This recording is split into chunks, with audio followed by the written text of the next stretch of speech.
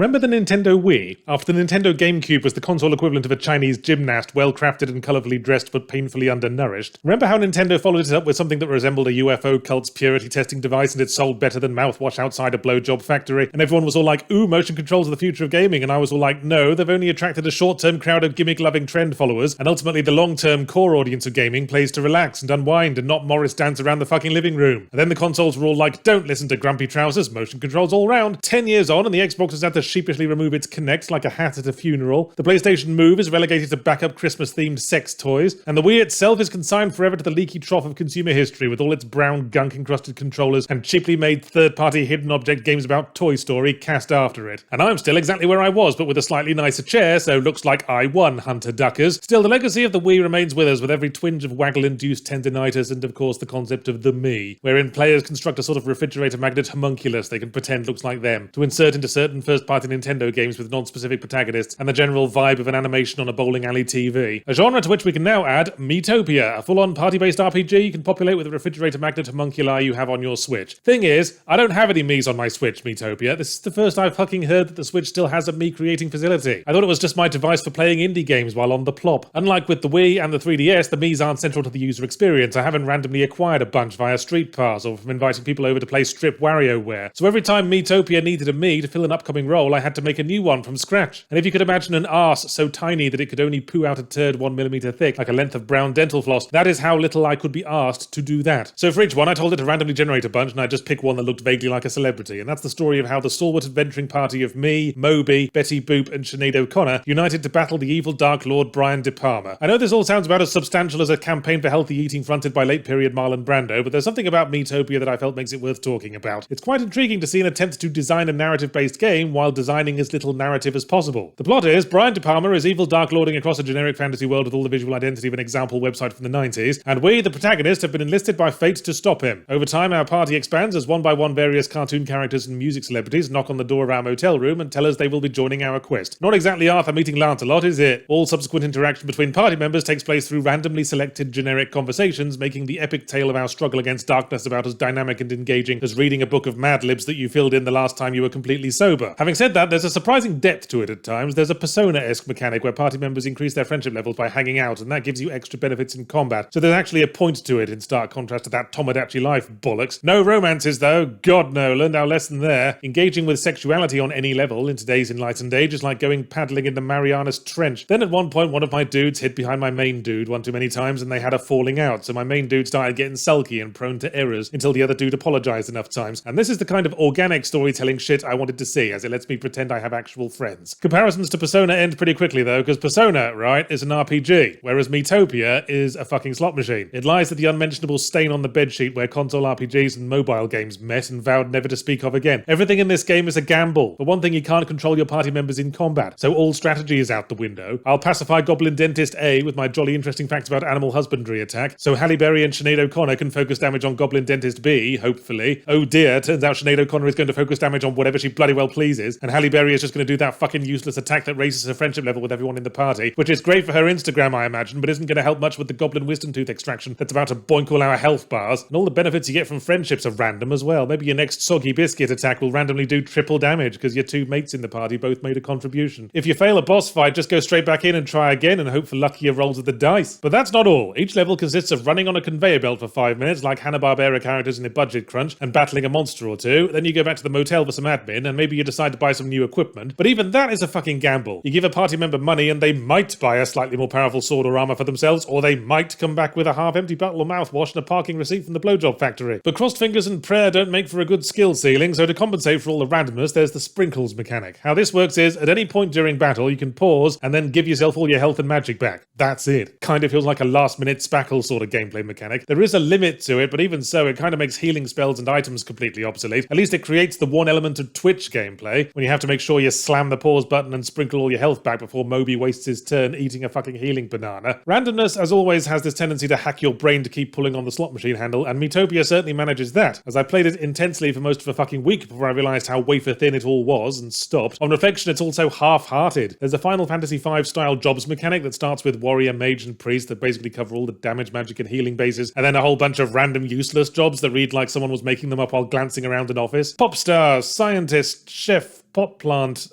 cat. Staple remover. I only made up that last one. So on the whole, won't recommend unless you really want to dress up Sinead O'Connor as a cat and watch her go to town on a goblin like it's a picture of the Pope.